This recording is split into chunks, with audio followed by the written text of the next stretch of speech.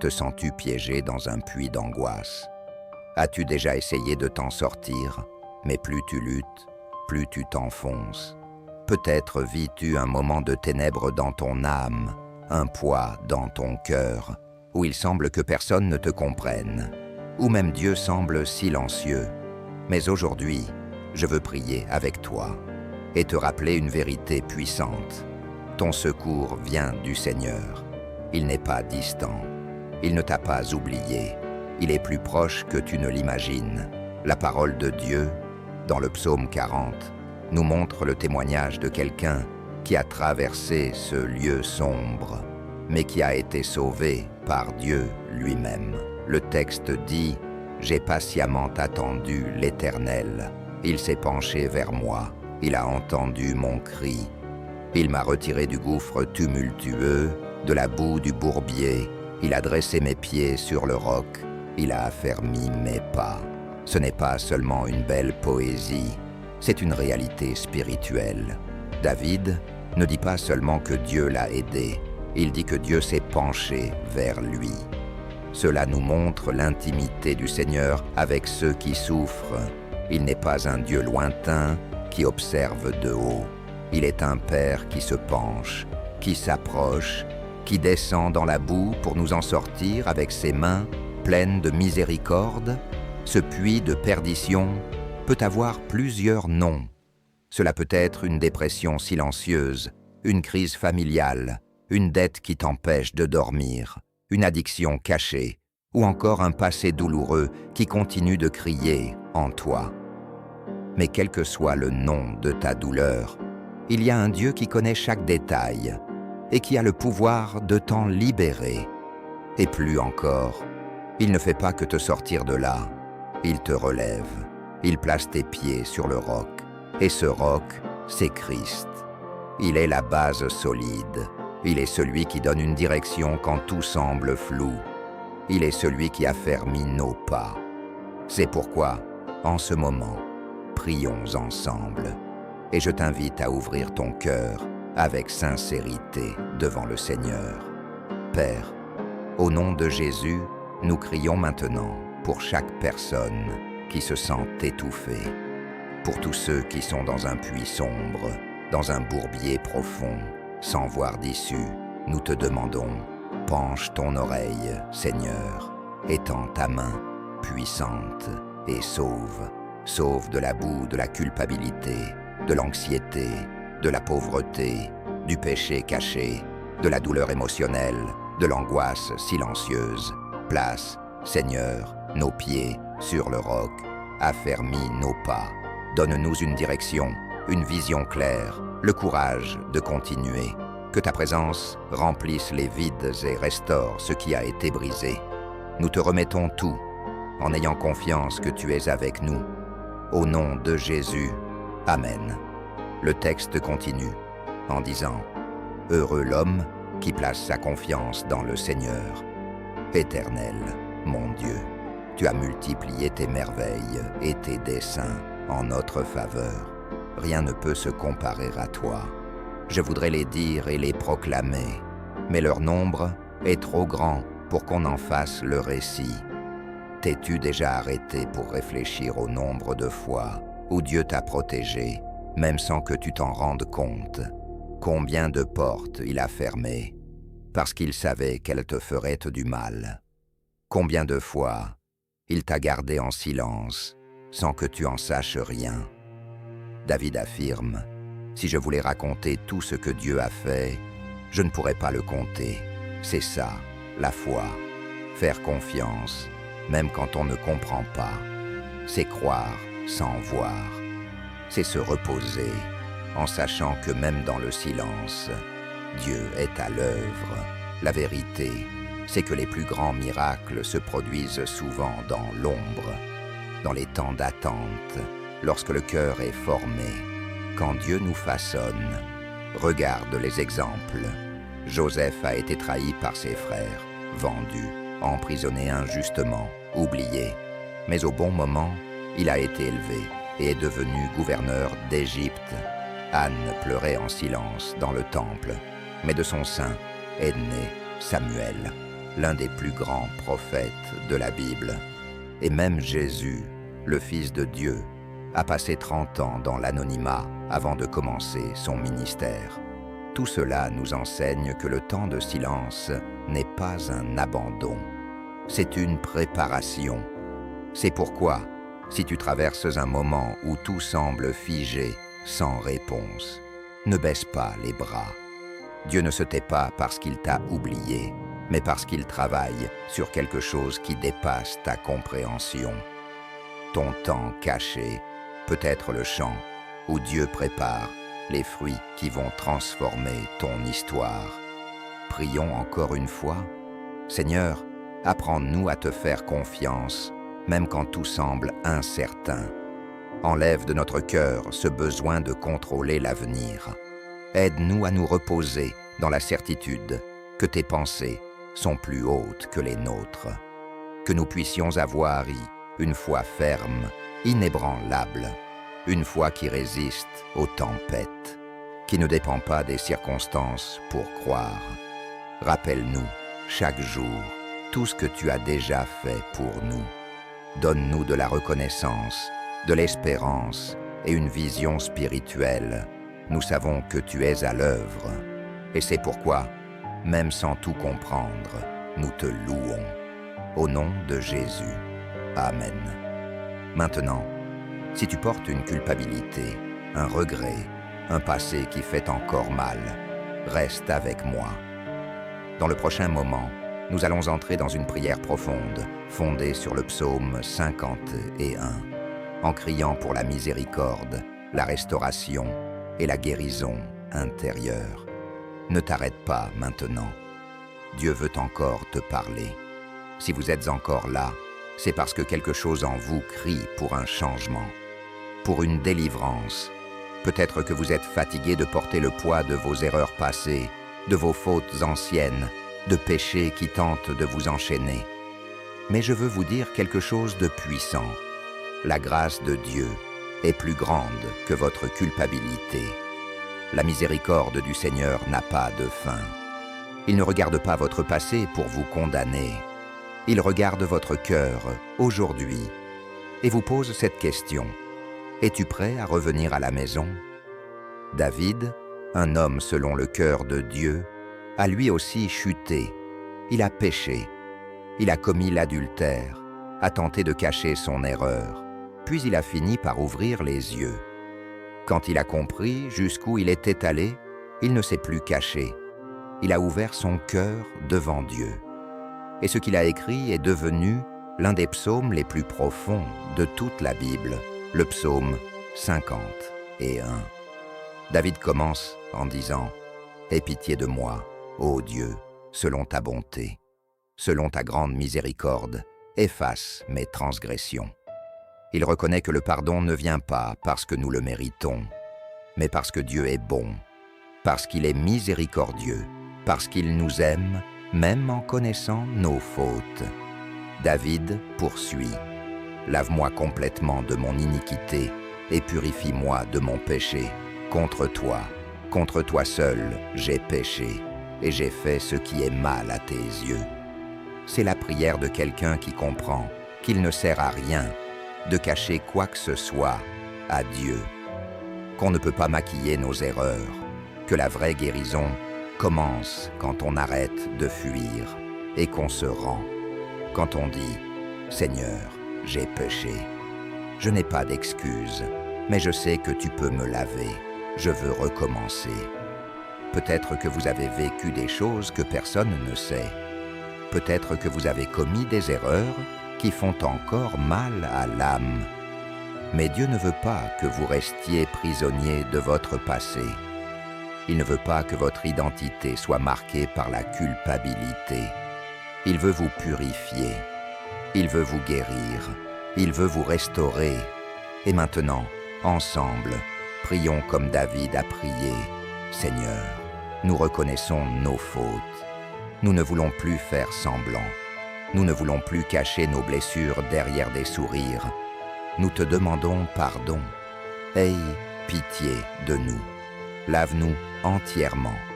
Efface nos transgressions.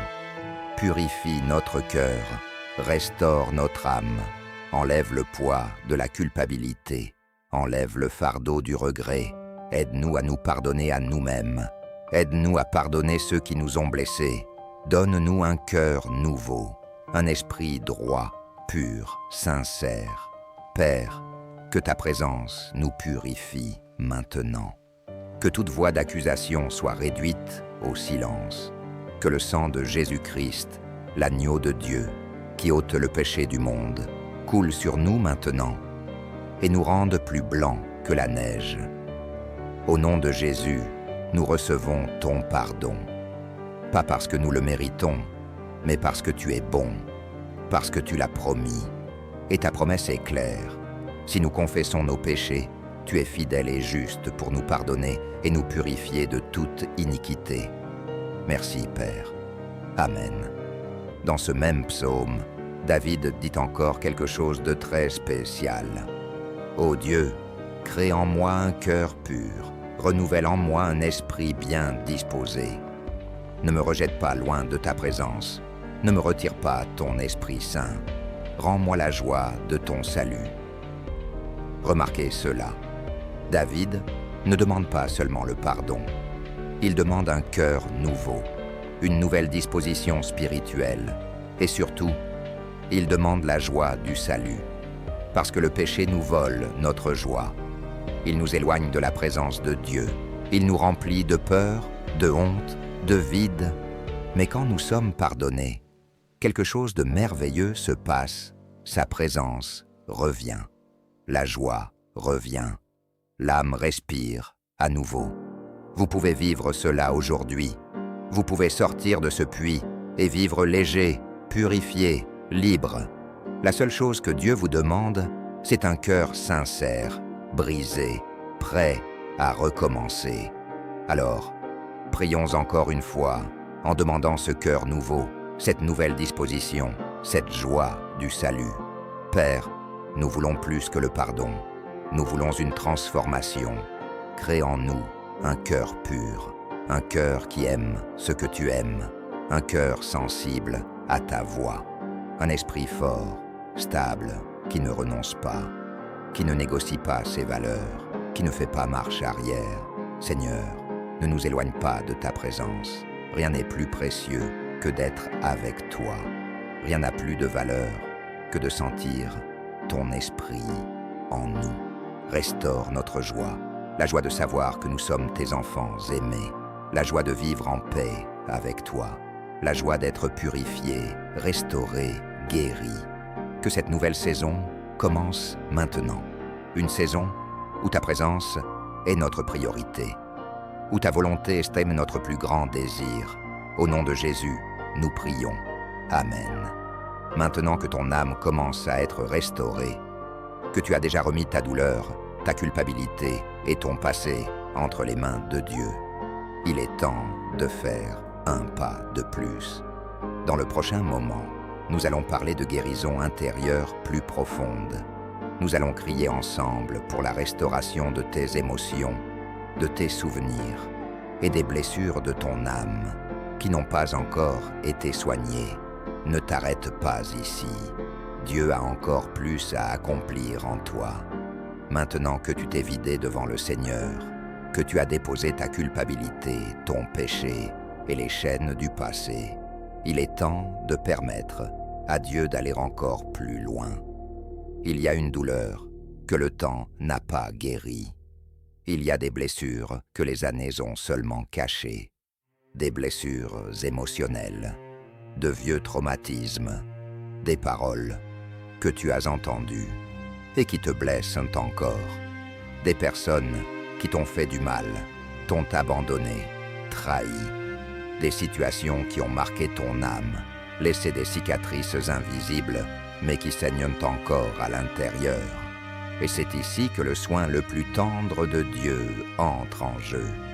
Il ne veut pas seulement laver ton péché, il veut restaurer ton intérieur.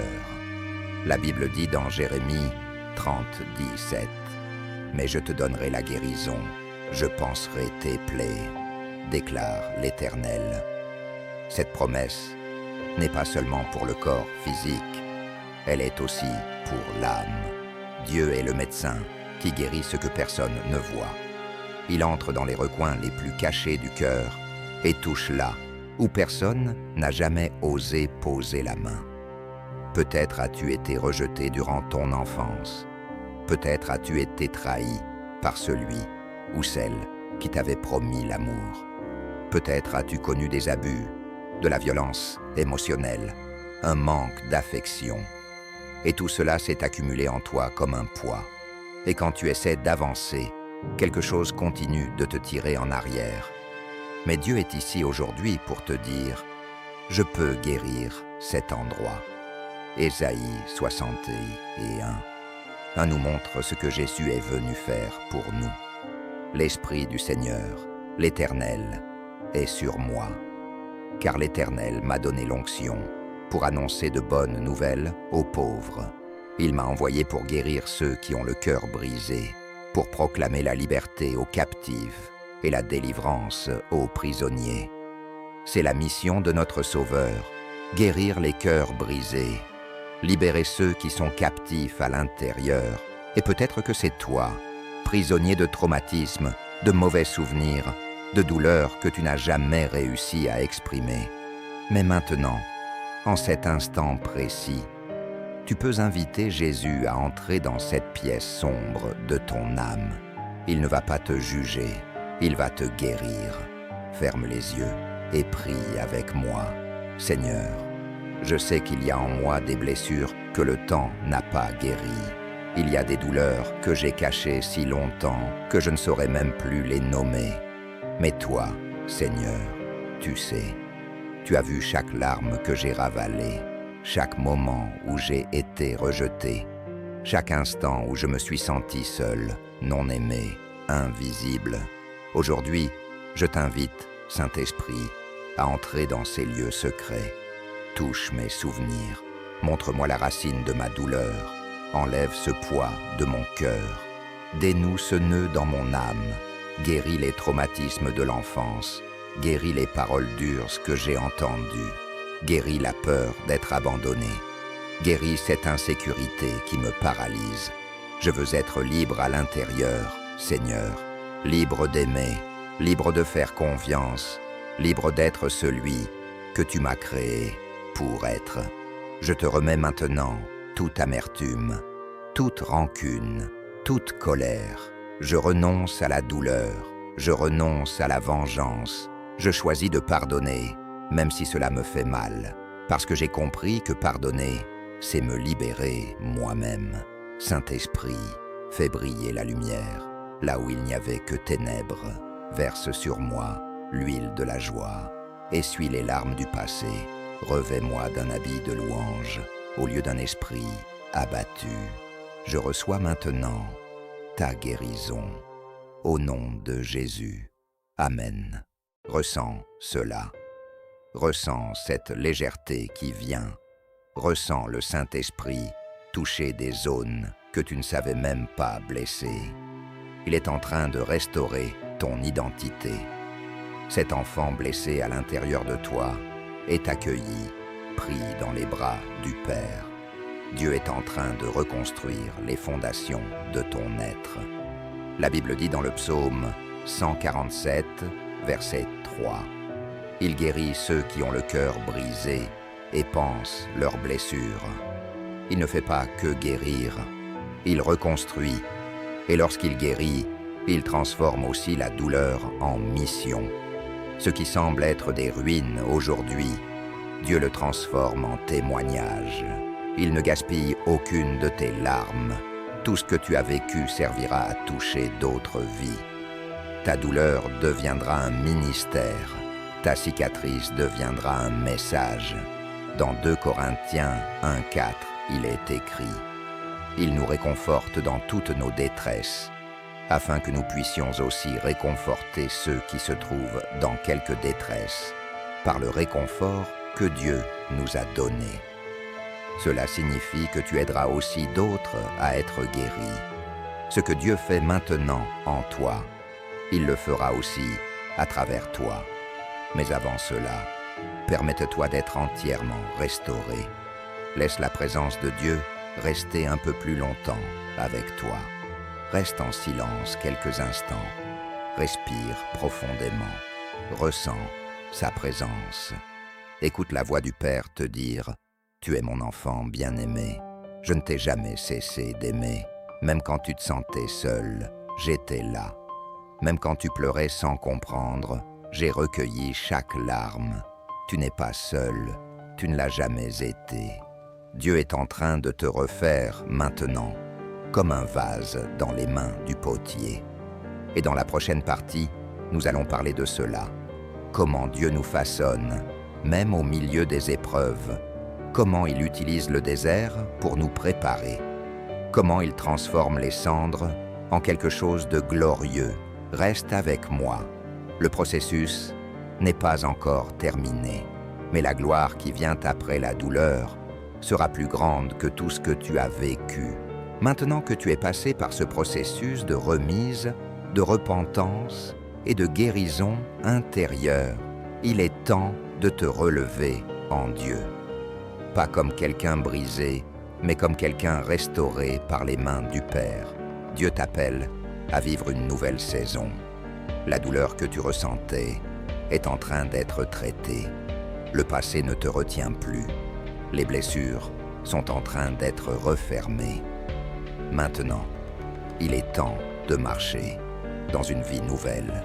Tu n'es plus le même que lorsque tu as commencé cette prière. Quelque chose a changé en toi. Et même si tu ne ressens pas encore tout dans le naturel, le monde spirituel est déjà en mouvement. Dieu est en train de reconstruire ta maison intérieure. La parole de Dieu, dans Ésaïe 43, 18 à 19, dit « Ne vous souvenez plus des événements passés, ne considérez plus ce qui est ancien. Voici, je vais faire une chose nouvelle, sur le point d'arriver. Ne l'apercevez-vous pas? Je vais tracer un chemin dans le désert et faire couler des fleuves dans les lieux arides. Dieu est en train de faire quelque chose de nouveau, et tu dois te positionner pour le vivre. Peut-être es-tu venu ici avec le cœur rempli de doutes, d'insécurité, fatigué de la vie. Mais maintenant, tu peux sortir de ce moment avec un nouveau but. Car quand Dieu guérit, il envoie aussi. Quand il libère, il équipe également. Tu n'as pas été guéri simplement pour te sentir mieux. Tu as été guéri pour accomplir ton appel. Et chacun de nous a un appel. Aimer, servir, témoigner, transformer. Peut-être que tu te dis, mais qui suis-je? Je tombe encore. Je lutte contre mes pensées, mes sentiments, mes faiblesses. Oui, nous tous. Mais Dieu ne choisit pas les parfaits. Il choisit ceux qui sont disponibles, les brisés, ceux qui se livrent entièrement. David était rejeté. Joseph a été trahi. Moïse bégayait. Gédéon était peureux. Pierre a renié Jésus. Et pourtant, Dieu les a tous utilisés. Car Dieu ne cherche pas des compétences, il cherche des cœurs soumis. Es-tu prêt à remettre ta vie, tes rêves, ton avenir entre ses mains? Prie avec moi. Seigneur, je me tiens à nouveau devant toi.